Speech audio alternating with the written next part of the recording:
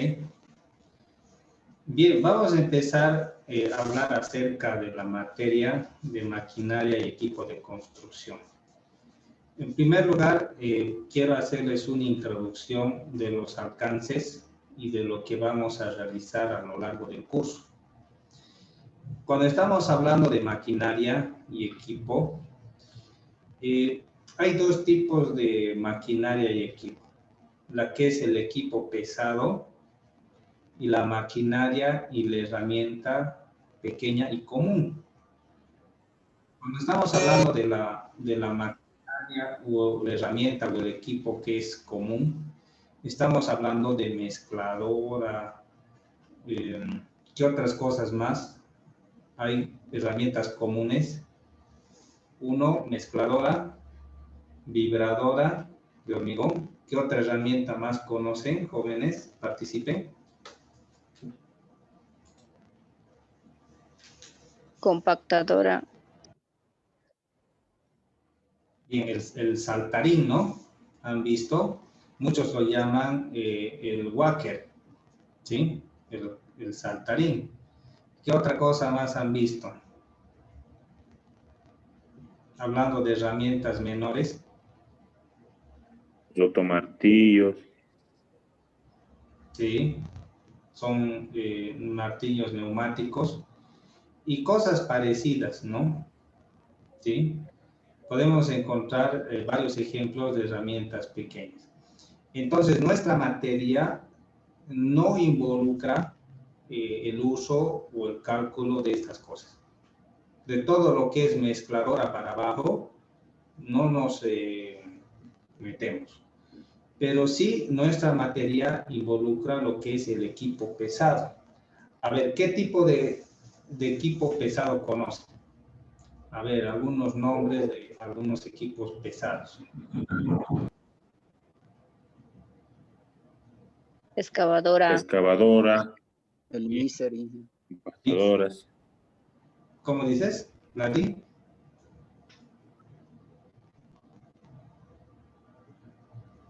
Las compactadoras de 12 toneladas.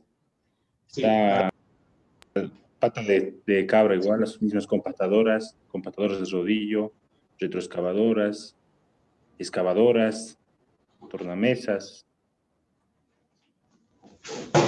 Correcto, ¿no? Volquetas. Volqueta. ¿Qué más?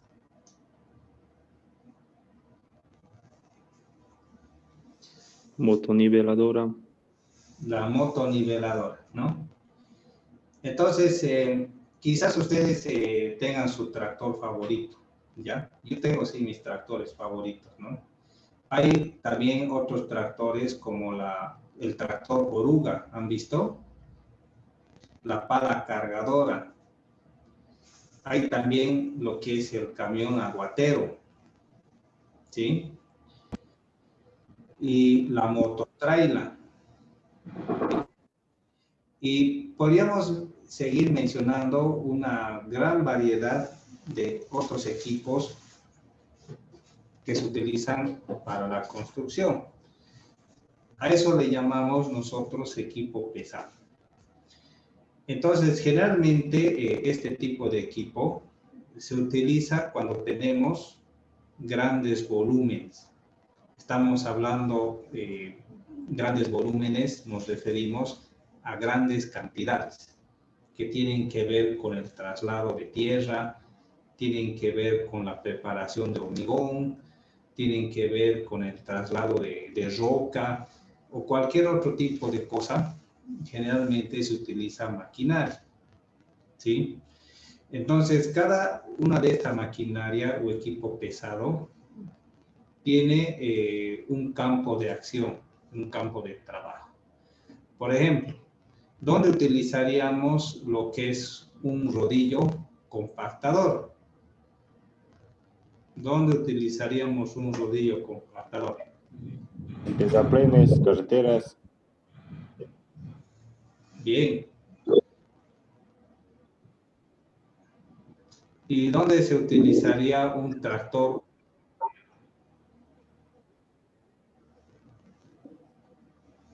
A ver, ¿dónde utilizaríamos un tractor? limpieza de represas. Cerros. Bien, ¿no? ¿Es lo mismo una retroexcavadora que una excavadora?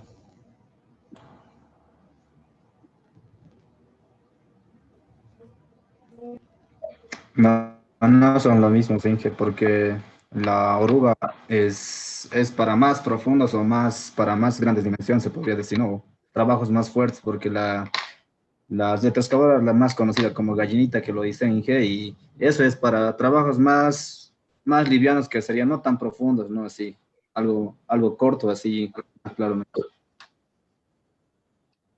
Y eso, ¿no? Entonces, una excavadora que tiene oruga ya puede cavar más rápido y más profundo. Incluso hay las excavadoras que tienen ruedas neumáticas, ¿sí? Hay también las que son con oruga. Y hay una gran variedad de equipo pesado que nosotros podemos encontrar habilitado en el mercado. Entonces, dentro de la materia, nosotros nos vamos a concentrar en lo que es el equipo pesado. Entonces, todo lo que tiene que ver con motor, como es con mezcladora, vibradora, el saltarín y ese tipo de equipos pequeños, no es parte de nuestra materia. Entonces, ¿qué es lo que nos interesa cuando hablamos acerca del equipo pesado? En primer lugar, nos interesa qué tiempo va a tardar en realizar un trabajo. O sea, vamos a hablar acerca de su rendimiento. Por ejemplo, ¿cuántos metros cúbicos por hora excava una retroexcavadora? ¿Cuántos metros cúbicos por hora excava una excavadora? ¿Cuánto de volumen puede empujar por hora un tractor oruga? Entonces, esa es información que a nosotros nos interesa. ¿Por qué nos interesa? Porque algunos de ustedes seguramente ya han tenido alguna experiencia o han trabajado en empresas que trabajan con licitaciones públicas, ¿sí? Algo que viene empaquetado dentro de una licitación se llama el cronograma o el tiempo de ejecución. ¿Qué podrían decir sobre el tiempo de ejecución o el cronograma de actividades? ¿Qué es eso?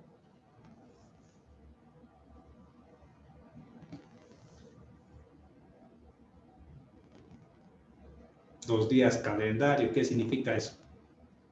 A ver, Vladi, ¿tú sabes? Inge, bueno, es un contrato. Bueno, viene esto, el paquete, como usted dice, es un contrato llave en mano. Bueno, diferentes contratos se hacen, ¿no? Pero en la licitación pública más se trabaja como contrato llave en mano. Bueno, esto conlleva, como dice, día calendario, significa, o sea, fines de semana más, ¿no? Feriados. Claro. Y ese es el tiempo que tienes que terminar la obra. Ahora, si yo necesito mover mucha cantidad de material, entonces no lo puedo hacer a carretilla y a pala, ¿no? Y con picota, sino que necesito utilizar equipo pesado. Pero la pregunta es, ¿cuánto de equipo pesado necesito contratar? ¿Cuántas retros? ¿Cuántas volquetas? Porque si voy a utilizar una retroexcavadora y quiero subir el material a la volqueta, puede que la retro no alcance a la volqueta, así que voy a necesitar una pala cargadora. Entonces, una retroexcavadora, ¿a cuántas volquetas puede abastecer? Pues dependiendo al lugar donde tienen que llevar las volquetas y en cuánto tiempo van a terminar. Esos son detalles o información que a mí me interesa, ¿sí?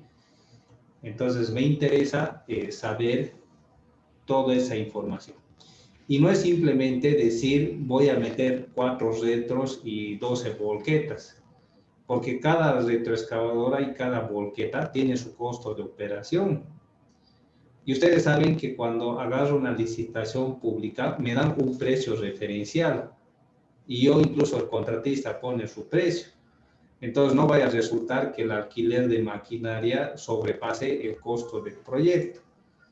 Entonces también tengo que equilibrar, saber qué cantidad de maquinaria necesito a fin de que pueda acabar en el tiempo que sea preciso. Y de esa forma tener beneficios. O sea que ni gasto mucho, ni tardo mucho.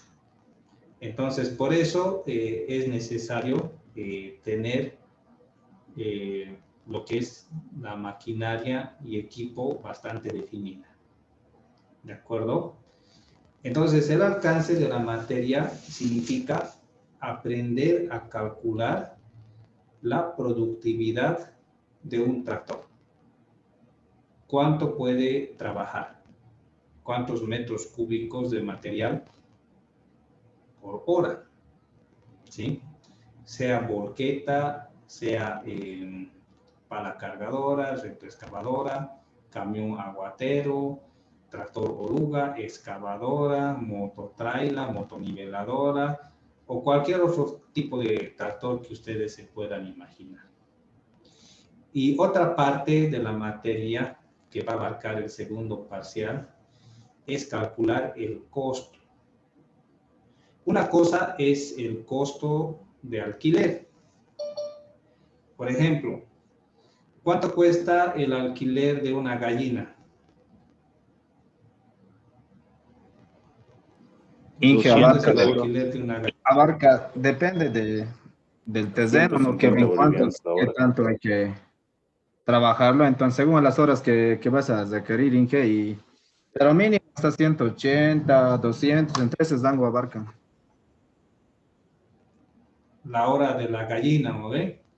Bien. Sí, Inge. Ese es el costo de alquiler. Pero ahora si yo te pregunto, ¿cuánto te cuesta hacer funcionar por hora esa gallina? ¿No? Entonces, para eso tienes que calcular. Porque una cosa Exactamente. es el costo de operación, a eso le añades un costo de ganancia y ese es el costo de alquiler. ¿No es cierto? Entonces, no es lo mismo hacer trabajar una excavadora que una gallina. ¿No ves? La excavadora no te cuesta 180 bolivianos, ¿sí? Eso cuesta más. Peor si es un tractor oruga. Incluso transportar al tractor oruga, por lo menos es 2.000 bolivianos ida y otros 2.000 bolivianos vuelta. ¿Ya? Porque necesitas contratar un luboy, lo subes al oruga, va el luboy, te cobra por lo menos 1.500 bolivianos ida y recogerlo otros 1.500, ¿no? Entonces, aparte, el tractor consume como 20 litros hora de diésel. Necesitas una camioneta que vaya al surtidor, recoja combustible en tambores, vuelva y lo cargue.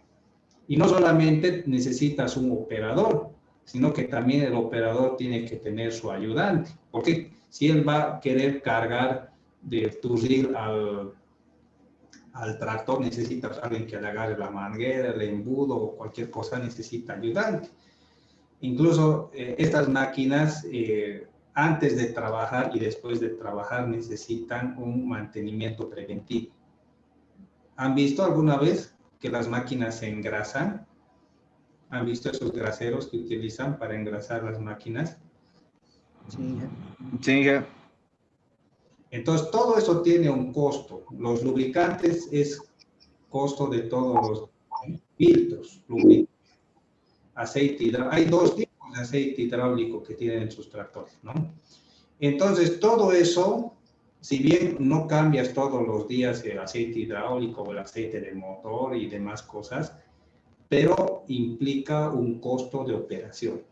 Entonces, a ese costo de operación tú le añades un porcentaje de ganancia y ese es el costo de alquiler. Si es que estás pensando alquilar la máquina. Pero si estás pensando en utilizarla en el proyecto porque eres propietario de la máquina, necesitas saber cuánto te va a costar la operación.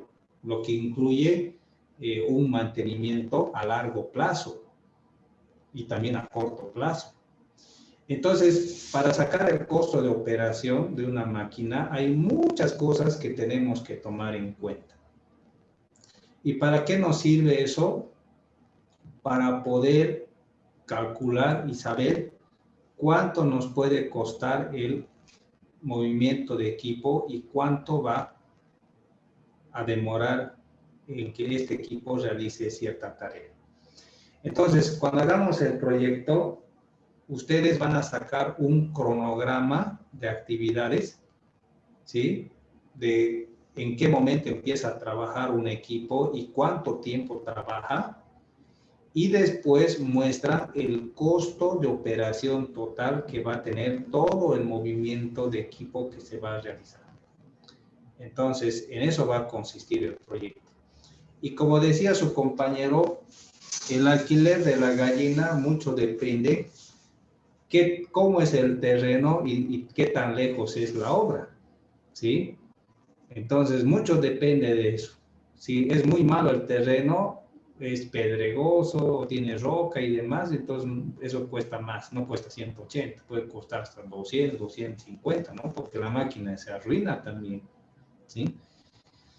Entonces, para eso hay que tomar en cuenta muchas cosas. Y a lo largo de la materia vamos a ir aprendiendo todos esos detalles para poder sacar presupuestos que sean bastante exactos y certeros y los podamos utilizar en nuestros proyectos. Así que ustedes tienen que ser hábiles para buscar en internet y encontrar características técnicas de los materiales o de los equipos y saber qué caracterizan o qué características nos interesan. Entonces, el primer paso, jóvenes, es primero conocer las máquinas. ¿Ya? Tenemos que conocer las máquinas, algunos detalles, hasta como su compañero dice, a este tractor Inge lo llaman gallina, ¿no? Eso también hay que conocer, ¿no? Porque una vez en el campo profesional, alguien te dice gallina y vas a pensar otra cosa, ¿no? Pero eso se refiere al tipo de tractor que se va a utilizar. Entonces, es algo que nosotros tenemos que estar acostumbrados y al día, ¿sí? Entonces, lo primero que vamos a hacer es hablar acerca de lo que implica lo que es el movimiento de tierra, ¿sí? Vamos a hablar bastante del movimiento de tierra y vamos a hablar sobre los tipos de tractores y maquinaria. Entonces vamos a conocer algunas características y particulares de cada tractor y el campo en que cada tractor puede empezar a trabajar. Y luego vamos a ver acerca de los precios, los costos de operación. Entonces, como ya les dije, es necesario que tengan una computadora como Excel y empiecen a trabajar para elaborar sus planillas y así se pongan al día en ese sentido. Bien, vamos a empezar avanzando un poco. Hay mucho que hacer, jóvenes, así que no podemos perder más tiempo. Vamos a ir al texto y vamos a repasar algunas cosas que involucran el movimiento de tierra. Este es un texto guía que lo he estado utilizando, pero le faltan muchas cosas, o sea, no está bien este texto, pero por lo menos es suficiente como para que podamos avanzar y algunas cosas que no tiene este texto, yo me encargo de completarlas, ¿sí? Pero lo vamos a utilizar como base. Y a medida que vayamos eligiendo algunas tablas, les aconsejo que empiecen a hacerse un formulario digital. ¿Ya? Eso va a ser muy útil para los exámenes, un formulario. ¿Ya? Bien, vamos a hablar acerca de los criterios generales para la organización de una obra de movimiento de tierra. Básicamente, la principal razón del uso de equipo pesado se debe al constante movimiento de tierra que nosotros podamos tener. O sea, no existe obra donde no se mueva tierra. Sea que estés haciendo una piscina, una presa, estés construyendo un edificio o cualquier cosa, siempre vas a tener movimiento de tierra. En el edificio tienes que cavar para las fundaciones. En una presa también tienes que sacar material excedente y cambiar material para que tengas más estable. Y también, si estás haciendo otro tipo de obra como un pavimento rígido, también hay bastante movimiento de tierra. O sea que siempre en las obras vamos a tener movimiento de tierra. Entonces, para eso necesitamos elegir la maquinaria que sea adecuada. Bien, primero vamos a hablar acerca de las características del terreno. Por ejemplo, no es lo mismo cavar en arcilla seca que en arcilla arenosa o un terreno aluvión que dicen que es grava con arena.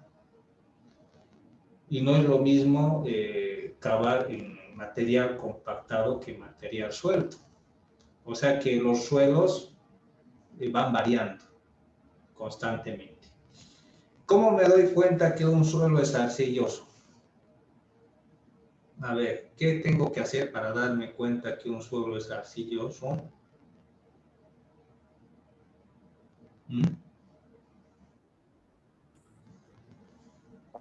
Cuando la arena Inge, ¿cómo se dice? Muy, casi como el plástico, Inge, digamos. O como la plastilina, ¿no ve? Muy pegajoso, digamos, al material de construcción. A ver, ¿qué opinan el resto? A ver, Vladimir, ¿cómo me doy cuenta que un terreno es arcilloso?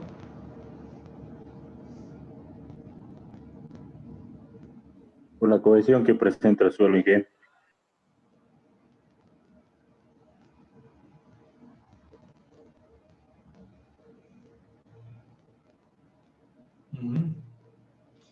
Jóvenes, el color en primer lugar. ¿Qué color es la arcilla? A ver, Amarillento, Inge. bien. La arcilla Y es, también por los ya que presenta unos granos bien finos, Inge, ya. Unas partículas bien finas y amarillento sería, Inge, en este caso. la arcilla es amarilla. Sí. Entonces, para estar seguro, entonces primero veo y digo es amarillo. Entonces, arcilla. ¿Ya? Entonces agarro la arcilla y hago esto, ¿no ve? Lo empiezo a estrujar. Busco terrones, lo empiezo a estrujar, empiezo a tratar de moldear. ¿Y qué estoy buscando? ¿Por qué estoy haciendo eso? Para identificar el tipo de suelo. Claro, o sea, quiero Y es tener una NP, idea, ¿no? Vladimir.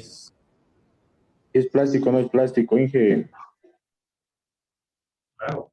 Si es que es amarillo, pero hay cierta dificultad al formar rollitos, ¿qué podría decir? ¿Qué arcilla es? Limoso, un suelo limoso. Arenosa, ¿ya? Arcilla arenosa. Porque el limo también tiene plasticidad, ¿no? Entonces, si es, por ejemplo, la lama es arcilla, ¿no? Pero hay otra mezcla de lamas que también tienen limo. ¿El limo qué color es?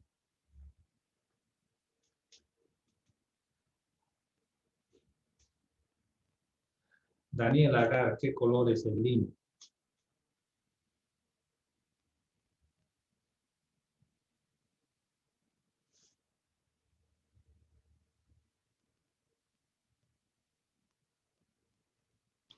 Color plomo, más o menos.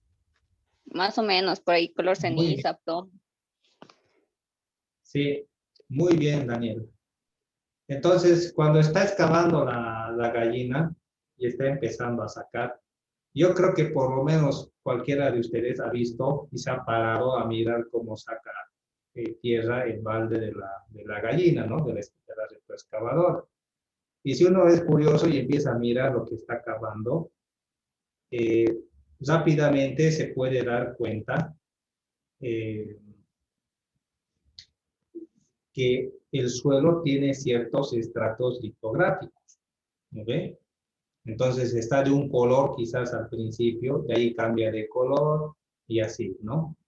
Y la tierra que saca ya muestra cierta variación de color y ahí uno tiene que pensar, está sacando oscuro, entonces puede que sea un limo, ¿sí? ¿Cómo me doy cuenta que es un suelo arenoso?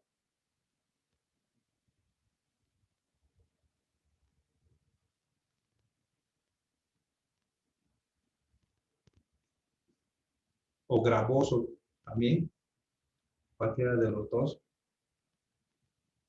¿Cuál es el tamaño que tiene la arena máximo? Las partículas de arena.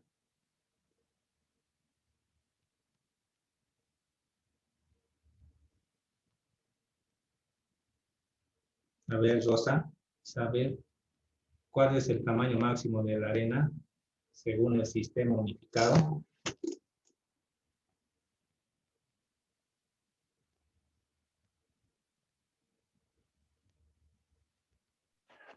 Dos 4 milímetros. 2 milímetros, Inge. 75 a 0.075 milímetros. Sí, bien. Entonces casi medio centímetro, ¿no? Entonces si yo agarro el suelo y lo empiezo a hacer así y noto que hay partículas que alcanzan hasta medio centímetro, entonces es una arcilla con arena o es un limo con arena. Basta que encuentre partículas o granulares hasta de medio centímetro o menos y ya es un suelo con arena. ¿Sí? ¿De acuerdo? Entonces, si hay más arcilla que arena, entonces es una arcilla arenosa. ¿Sí? Entonces, necesariamente primero tengo que ver y empezar a palpar. Lo que no está bien es de que agarro y llevo al laboratorio y los de laboratorio van a decir que es arena o arcilla. Entonces, no tenemos tiempo para eso.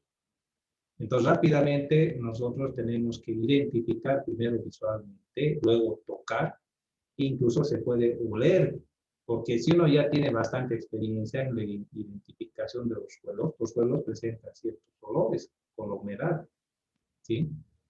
Entonces, es algo que es necesario hacer, ¿sí? Entonces, si es grava, entonces puedo pensar que tiene desde medio milímetro hasta 76 milímetros o 7.5 milímetros. Entonces, de esa forma puedo identificar lo que es la grava. Entonces, esto es importante porque dependiendo del tipo de suelo, el tractor puede tardar más o puede tardar menos. Entonces, eso es importante saber. Bien, si hablamos de las condiciones ambientales, ¿qué cosas podrían influir en condiciones ambientales?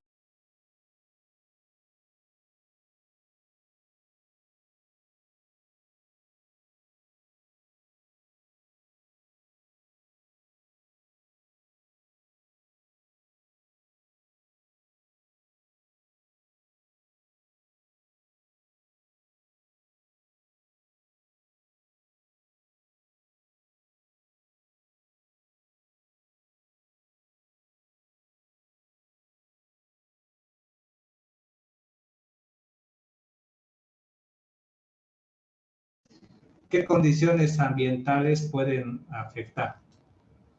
A ver si imaginan alguna condición ambiental.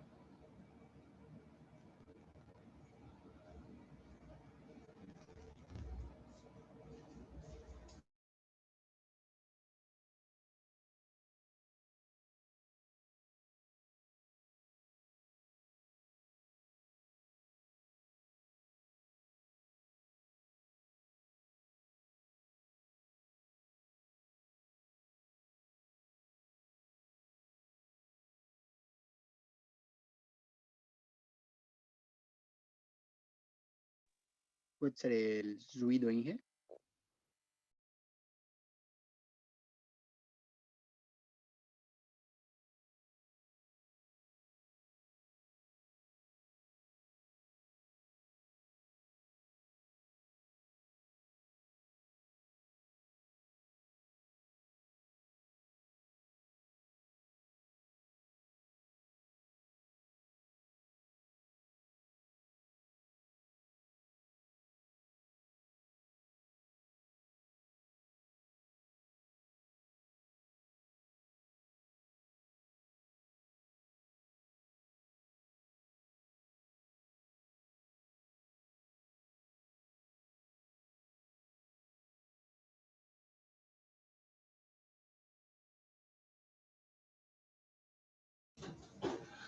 Podríamos hablando en condiciones ambientales con la presencia de agua, ¿sí? Por ejemplo, hay la excavación con agotamiento. ¿Qué significa eso? Excavación con agotamiento. Con las bombas sumergibles hay que evacuar el exceso de nivel freático de la subida. Eso es bastante común, jóvenes. Incluso en lugares como en Arani, donde uno pensaría, ¿no? Vaya alto, más alto y no hay agua, hay bastantes ojos de agua. Ahí en Quechua los lugareños lo llaman los famosos juturi. Ingeniero, aquí hay juturi, aquí hay juturi. Entonces uno empieza a cavar y empieza a salir agua. ¿De dónde sale agua? Uno no sabe, pero es el nivel freático, ¿no? Entonces se necesita hacer el agotamiento, ¿no? Se pone bombas, empieza a sacar el agua y eso tarda más, ¿sí? Entonces la humedad o lugares muy secos también puede influir bastante, ¿no? También cuando se está haciendo la apertura de los caminos o una obra como una presa y demás, a veces se necesita la construcción de caminos auxiliares. Me acuerdo de Santibáñez, un canal de riego que se estaba haciendo, que es bastante fácil hacer los canales, pero iba por zonas tan remotas que era necesario abrir camino para poder meter material para construcción del canal. O sea que ese camino en realidad no tenía nada que ver con el canal, pero sí era necesario para poder meter herramienta y material, ¿sí? Entonces se necesita a veces construir caminos auxiliares. También conocer los volúmenes de trabajo, la productividad del equipo, o sea, cuánto puede un equipo rendir. Si bien una retroexcavadora puede ser suficiente para un canal de riego, pero puede ser bastante largo, que me tarda demasiado una retroexcavadora. Entonces, una puede empezar por el lado este, otro puede empezar por el lado oeste, y encontrarse. O pueden trabajar hasta 4 retroexcavadoras, por decir un alcantarillado, y cada uno empieza en diferentes puntos y van avanzando más rápido el proyecto. Entonces necesito saber la productividad, el tipo de equipo que voy a necesitar, ¿no? Tener en cuenta el plazo y también cuánto me va a costar. Entonces, toda esa es información que se tiene que saber para poder planificar lo que es encarar una obra. Bien, vamos a ver este primer punto que tiene que ver con las características del terreno, ¿sí? Entonces, cuando hablamos de las características del terreno, tenemos que saber en primer lugar el tipo de material. Primero, aquí habla acerca de los rellenos y también habla acerca del terraplén. ¿Cuál es la diferencia entre relleno y terraplén? ¿Qué dirían, jóvenes? Diferencia entre relleno y terraplén.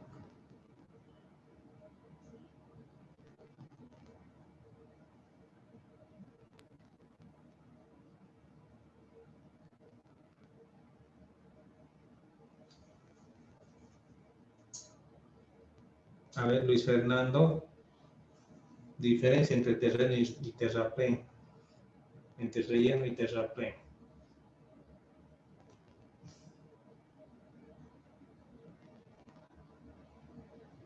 ¿Estás ahí?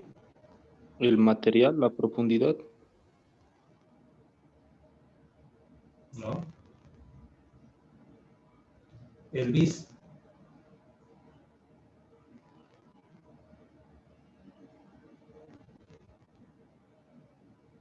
Diferencia entre relleno y terraplén.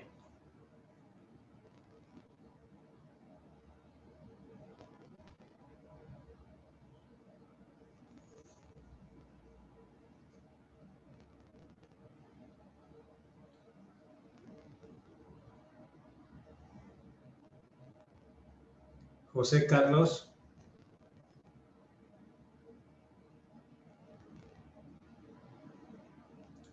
Inge, el terraplén sería, es un relleno que se conforma, que se levante. Claro.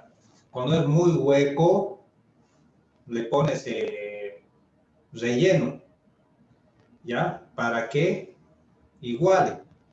Imagínate un camino, no es todo plano, sino es así, ¿no ve? Entonces, a los Claro, huecos, es desnivel. a los huecos le pones relleno, para que iguale. Pero el terraplén significa de lo que está igualado, Elevar. elevar. ¿Sí? Más de lo normal. Eso se llama un terraplén. Y después hay lo que se llama el corte. ¿A qué se refiere el corte? Al desmonte del exceso en este caso sería de una montaña. Cambio de suelo. Sí. O sea, sacar. ¿Ya? A eso se llama corte, sacar material, ¿no?